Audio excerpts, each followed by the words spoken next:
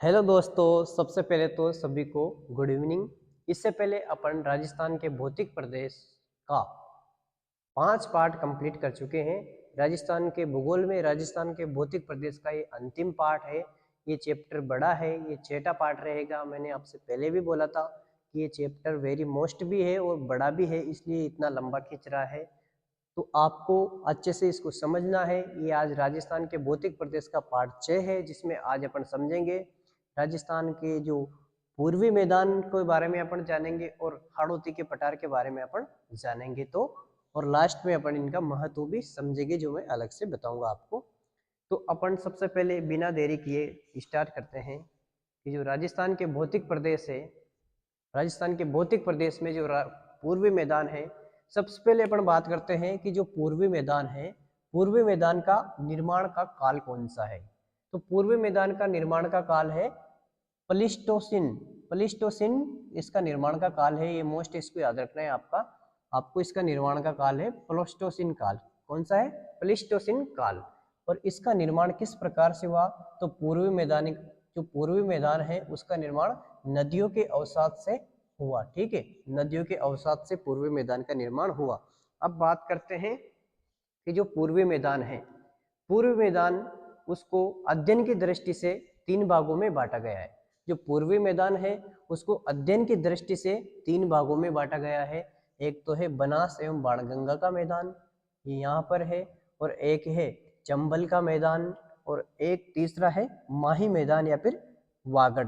वागड़ इसमें डूंगरपुर, प्रतापगढ़ और बांसवाड़ा का क्षेत्र सम्मिलित है। ठीक है, तो अब अपन बात करते हैं, ये इसकी बात करते हुए तो साउथ राजस्थान में है, इधर ये पूर्वी राजस्थान में है, जो दक्षिण पूर्व में है चंबल का मैदान, और उत्तर पूर्व में है ये बनास एवं बाणगंगा का मैदान। ठीक है, अब सबसे पहले अपन बात करते हैं कि जो बनास एवं बाणगंगा का मैदान की अपन बात करते हैं। तो जो बनास एवं बाणगंगा का मैदान है, सबसे पहले अपन इसमें बाणगंगा के मैदान की बात करते हैं। तो बाणगंगा का मैदान को अन्य नाम बाणगंगा के मैदान को अन्य रोही का मैदान के नाम से भी जाना जाता है। ये मोस्ट है कि किस मैदान को क्वेश्चन आएगा कि राजस्थान के पूर्वी मैदान में किस मैदान को रोही के मैदान के नाम से भी जाना जाता है, तो वो बाणगंगा का मैदान। ठीक है, उसके बाद में इसका विस्तार है जयपुर। जयपुर ग्रामीण में चला गया नया राजस्थान के अनुसार। ये जयपुर ग्रामीण, दौसा, भरतपुर, कोटपुतली, बहरोड और यहाँ पर जलोढ़ मिट्टी पाई जाती। ठीक है, तो बाणगंगा को अन्य किस नाम से जाना जाता है? तो बाणगंगा का मैदान को अन्य रोही का मैदान के नाम से जाना जाता है। और ये जयपुर ग्रामीण, दौसा, कोटपुतली, बहरोड, भरतपुर तथा इसमें पाया जाता है, और यहाँ पर जलोढ़ मिट्टी पाई जाती है। ठीक है, इतना ही याद रखना है इसके बारे में। अपन बात करते हैं कि जो बनास का मैदान है, जो बाणगंगा का हो गया, बनास का मैदान है, ये बनास का मैदान सबसे पहले याद रखनी है आपको कि बनास के मैदान में कौन सी मिट्टी पाई जाती है। तो बनास के मैदान में भूरी मिट्टी पाई जाती है। और जो बनास का मैदान है वो 2 भागों से समझ सकते हैं, 2 प्रकार से समझ सकते हैं। एक तो मेवाड़ का मैदान, एक तो मेवाड़ का मैदान, और एक मालपुरा करौली का मैदान। ठीक है, मेवाड़ के मैदान की बात करते हैं तो मेवाड़ का मैदान बनास के दक्षिण में स्थित है। ठीक है, बनास के दक्षिण में किसका मैदान स्थित है? तो मेवाड़ का मैदान स्थित है। और जो मालपुरा करौली है ये बनास के उत्तर में स्थित है। ठीक है, ये बनास है तो इसके उत्तर में स्थित है ये बनास का मालपुरा करौली का मैदान। ठीक है, और माना कि ये बनास है और इसके दक्षिण में स्थित है, तो दक्षिण में यहाँ पर मेवाड़ का मैदान। ठीक है, अब बात करते हैं कि जो मेवाड़ का मैदान है, इस मेवाड़ के मैदान का विस्तार कहाँ कहाँ है? तो ये मेवाड़ का मैदान का विस्तार है, एक तो शाहपुरा जो नया जिला बना है, शाहपुरा, और एक भीलवाड़ा, और राजसमंद और चित्तौड़गढ़। इन 4 जिलों में मेवाड़ के मैदान का विस्तार है। मुख्यतः शाहपुरा जो कि भीलवाड़ा से अलग हुआ, शाहपुरा, राजसमंद, चित्तौड़गढ़ और भीलवाड़ा। ठीक है, अब बात करते हैं मालपुरा करौली का मैदान जो बनास के उत्तर में है। तो मालपुरा करौली का मैदान है अजमेर, टोंक, सवाई माधोपुर और केकड़ी। केकड़ी ये अलग से हैं। ठीक है, तो पहले इसकी ट्रिक थी, लेकिन जो जब नया राजस्थान अपडेट हुआ, नवीन राजस्थान आया, तो सारी ट्रिक फेल हो गई, सारी ट्रिक ऊपर नीचे हो गई, वो ट्रिक यहाँ पर लागू नहीं होगी। नहीं तो यहाँ एटीएम वगैरह ऐसे कुछ ट्रिक थी। ठीक है, तो मालपुरा करौली का मैदान अजमेर, टोंक, सवाई माधोपुर और केकड़ी में है। और जो मेवाड़ का मैदान है वो शाहपुरा, राजसमंद, भीलवाड़ा और चित्तौड़गढ़ में स्थित है। अब अपन बात करते हैं तीसरा जो मैदान है, ये तो 2-1 हो गया। अब बात करते हैं जो जो माही का मैदान है। ये माही का मैदान आपको पता है कि ये राजस्थान के दक्षिण में स्थित है और डूंगरपुर, प्रतापगढ़, बांसवाड़ा में इसका विस्तार है। इसको वागड़ का मैदान भी कहते हैं, ठीक है। अब बात करते हैं अपन चंबल का मैदान। जो चंबल का मैदान है वो चंबल का मैदान, इसको बीहड़ का मैदान भी कहते हैं, ठीक है। अपन ने उस दिन पढ़ा था कि नदियों के चंबल नदी के उत्कात स्थलाकृतियों को बीहड़ कहते हैं। तो बीहड़ का मैदान भी कहते हैं इसको, जहाँ पर उत्कात स्थलाकृतियां पाई जाती है। जो चंबल का मैदान है उसका विस्तार कहाँ है, तो हाड़ौती के अंतर्गत कोटा और बूंदी में है। चित्तौड़गढ़, सवाई माधोपुर, करौली और धौलपुर में इसका विस्तार है। नया राजस्थान के अनुसार एक गंगापुर सिटी भी इसमें ऐड कर लिया गया है, ठीक है। तो चंबल का मैदान का विस्तार कहाँ कहाँ है, तो कोटा, बूंदी, चित्तौड़गढ़, धौलपुर, गंगापुर सिटी, करौली और सवाई माधोपुर में इसका विस्तार है, ठीक है। चंबल के मैदान में काली या जलोढ़ मिट्टी पाई जाती है। आपको पता ही होगा कि चंबल के मैदान में ये उपजाऊ काली या जलोढ़ मिट्टी पाई जाती है, जिसको काली कपासी मिट्टी वगैरह के नाम से भी जाना जाता है, ठीक है। तो इस प्रकार से अपन ने ये पूर्वी मैदान को अध्ययन की दृष्टि से 3 भागों में बांटा गया, उसका अध्ययन देखा। अब अपन बात करते हैं कि जो हाड़ौती का पठार है, हाड़ौती का पठार है, वो हाड़ौती का पठार, उसका निर्माण काल कौन सा है, उसको कितने भागों में बांटा गया, ये सारा अपन देखेंगे।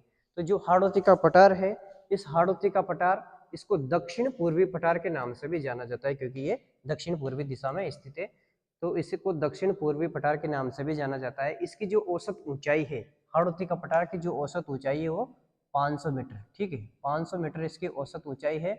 और इसका जो निर्माण, इसका जो वो निर्माण काल है, इसका निर्माण काल है क्रिटेशियस, ठीक है।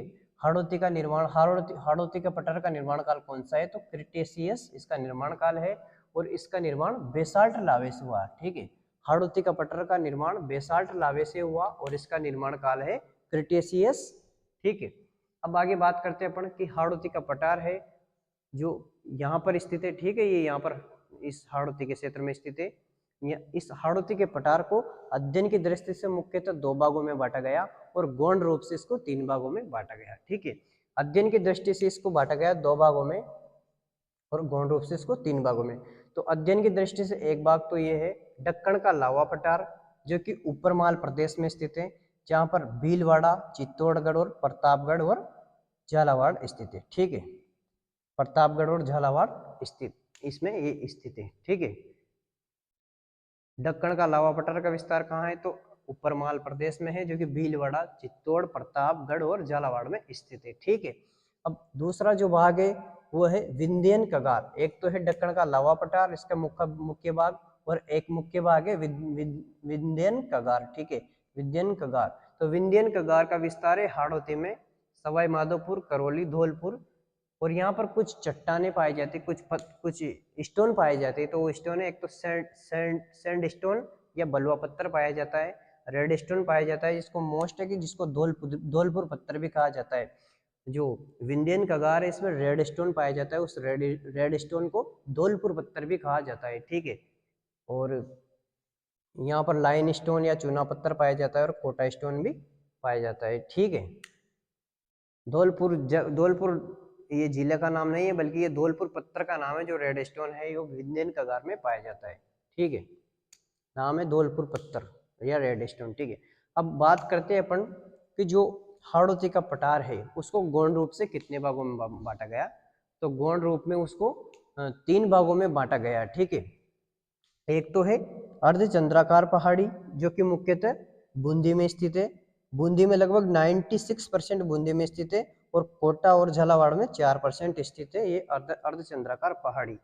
और शाहाबाद उच्च भूमि है। इस शाहाबाद उच्च भूमि मेरे जिले 12 में स्थित है। यहाँ पर रामगढ़ झील स्थित है और शहर या जनजाति यहाँ पर पाई जाती है। किशनगंज और शाहाबाद तहसील में शहर या जनजाति का विस्तार पाया जाता है, ठीक है।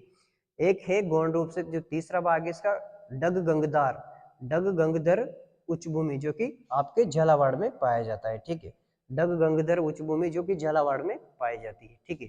अब बात करते हैं अपन कि जो 56 का मैदान है, एक मोस्ट शब्द है कि 56 का मैदान से क्या तात्पर्य है, तो तो बांसवाड़ा राजस्थान के दक्षिण में बांसवाड़ा और प्रतापगढ़ के मैदान को छप्पन का मैदान के नाम से जाना जाता है, जहां पर 56 गांवों का समूह है, इसलिए उसको 56 मैदान के नाम से जाना जाता है।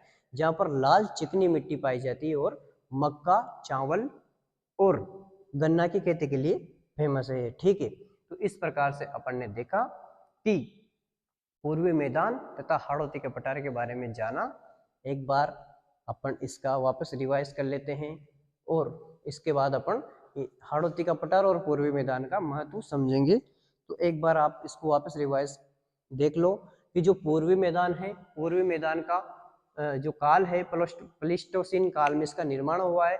इसका निर्माण नदियों के अवसादों से हुआ है और इसको अध्ययन की दृष्टि से 3 भागों में बांटा गया है। एक तो बनास एवं बाणगंगा का मैदान, जो बाणगंगा का मैदान है इसको रोही का मैदान के नाम से भी जाना जाता है। जयपुर रूरल दौसा, भरतपुर, कोटपुतली, बहरोड में इसका विस्तार है और जलोढ़ मिट्टी यहाँ पर पाई जाती है। उसके बाद में अपन ने बात की कि जो बनास का मैदान है, बनास का मैदान में भूरी मिट्टी पाई जाती है और मिट्टी से भी मैच करवा सकता है, भूरी मिट्टी पाई जाती है।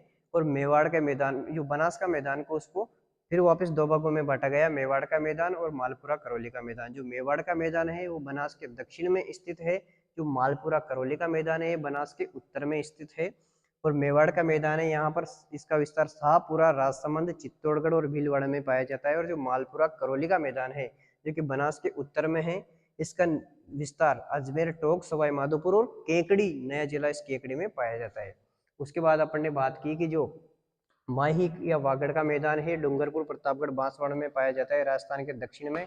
और उसके बाद अपन ने बात की कि जो चंबल का मैदान है, चंबल का मैदान को बीहड़ का मैदान के नाम से भी जाना जाता है। और यहाँ पर जो अपन ने कल पढ़ा था कि जो बीहड़ का मैदान, जो चंबल के उत्कात शिला कृतियों को बीहड़ कहते हैं, तो चंबल की जो उत्कात शिला कृतियां वो भी पाई जाती है। इसका विस्तार कोटा बूंदी, चित्तौड़गढ़ और धौलपुर और गंगापुर सिटी में इसका विस्तार पाया जाता है। सवाई माधोपुर, कोटा बूंदी, चित्तौड़गढ़, सवाई माधोपुर, धौलपुर, करौली, गंगापुर सिटी में इसका विस्तार पाया जाता है।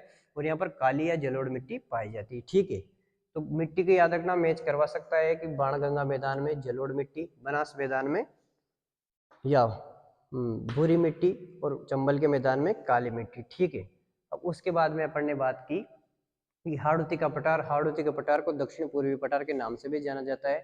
ये बात अपने चर्चा नहीं की थी। इसका विस्तार 7% है, या एज इट इज बात करें तो 6.89% हाड़ौती का पठार का विस्तार है राजस्थान में। ठीक है, ऐसे बात करें तो 7% और एज इट इज बात करें तो 6.89% इसका विस्तार है।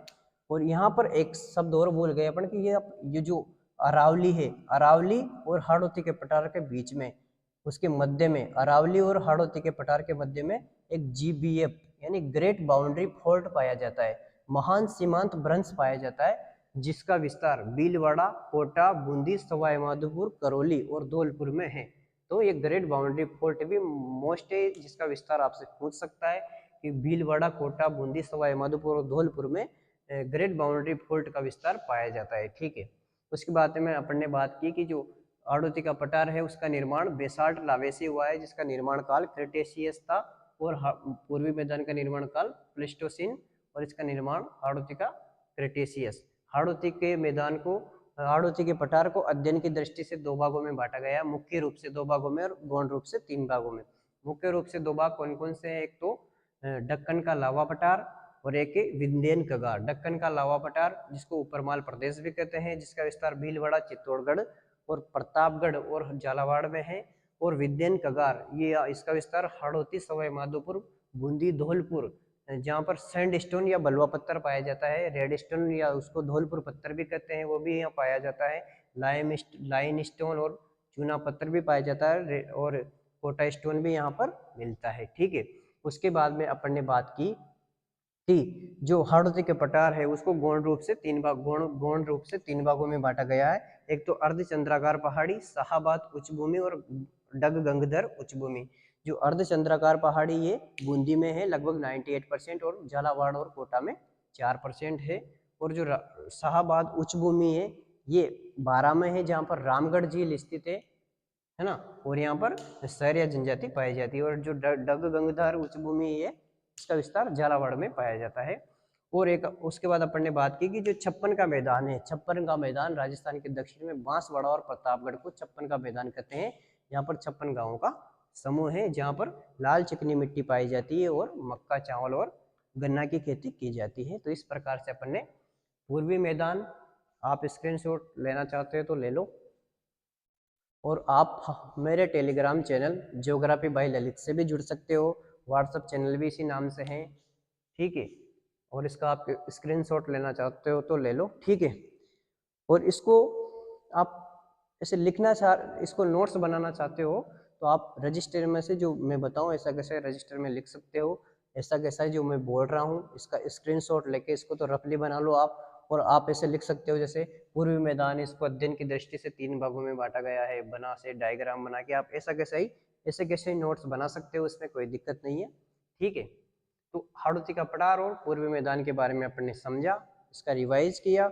अब ये इसका महत्व के बारे में और समझ लेते हैं कि इसका महत्व क्या है, ठीक है।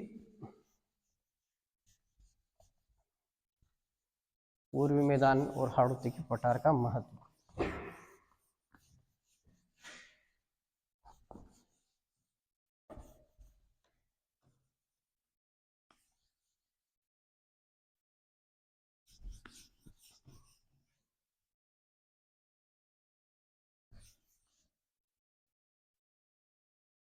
तो अगर बात की जाए ये जो पूर्वी मैदान है, पूर्वी मैदान का इसका महत्व की बात की जाए, अगर महत्व की बात करें तो यहाँ पर कृषि की जाती है। पूर्वी मैदान में कृषि की जाती है और जैव विविधता के लिए भी ये फेमस है। जैव विविधता भी अच्छी प्रकार से पाई जाती है यहाँ पर। उसके बाद में जो पूर्वी मैदान है ये यहाँ पर औद्योगिक गतिविधि भी की जा सकती है, तो यहाँ पर बड़े बड़े उद्योग भी लगाए जा सकते हैं। उसके बाद में जो ये है बड़े बड़े उद्योग भी लगाए जा सकते हैं। आधारभूत संरचना का विकास भी यहाँ पर किया जा सकता है। आधारभूत संरचना यानी आपको पता है संरचना, आधारभूत संरचना क्या होती है, तो यहाँ इंफ्रास्ट्रक्चर का भी विकास किया जा सकता है। जो पूर्वी मैदान है यहाँ पर बड़ी मात्रा में खेती की जा सकती है, उद्योग धंधे चलाए जा सकते हैं, कृषि की जा सकती है, जैव विविधता पाई जाती है यहाँ पर, और पूर्वी मैदान में बहुत सारे खनिज पाए जाते हैं। तो इस प्रकार से पारिस्थितिक संतुलन पाया जाता है। तो इस प्रकार से इसका महत्व है। अगर अपन बात करें कि जो अब बात करते हैं कि जो हाड़ौती का पठार है, हाड़ौती का पठार का अगर महत्व की बात करें तो यहाँ पर भी कृषि की जा सकती है और यहाँ पर भी जैव विविधता पाई जाती है। जैव विविधता यहाँ पर पाई जाती है क्योंकि यहाँ पर बहुत सारे जीव जंतु पाए जाते हैं। जैव विविधता के अंतर्गत घड़ियाल, मगरमच्छ, जैव विविधता में यहाँ पर घड़ियाल पाया जाता है। मगरमच्छ पाया जाता है।